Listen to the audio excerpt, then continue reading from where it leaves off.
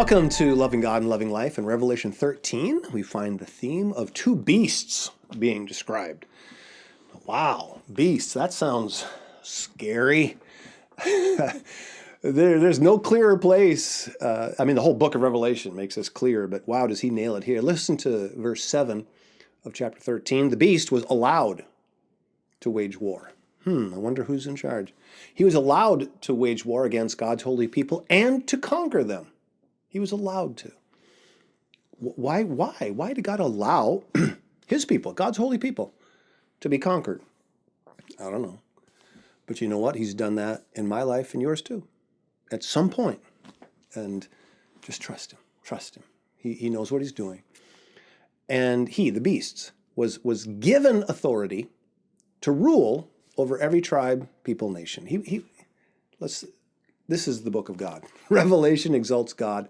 If you want to understand the real way evil works, I'm going to read to you 2 Thessalonians chapter 2, 9 and 12. And this is just the absolute heartbeat of what Revelation shows you concerning the work of evil. This man, referring to the Antichrist here, will come and do the work of Satan with counterfeit power, signs and miracles.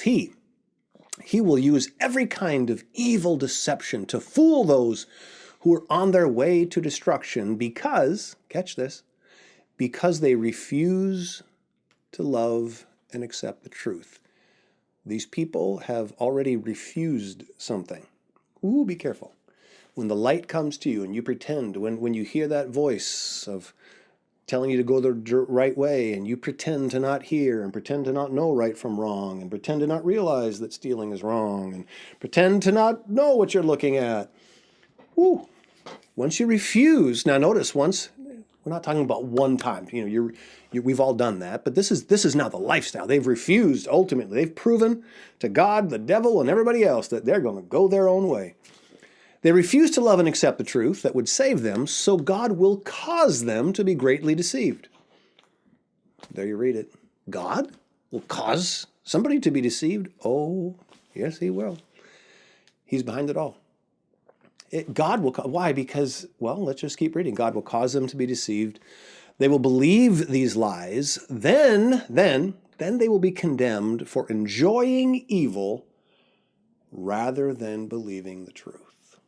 See, the truth prunes me of evil, and all of us have times we don't like that. We like our way, and you've got to see this bottom line of our own choice. And yes, once we have chosen and we've proven to God that I want to play in the devil's band. Man, I do. Man, I just like his tune better. It's just selfish. Is it my way? My way. That's what I want. Not only do I want it, that's what I'm going to do.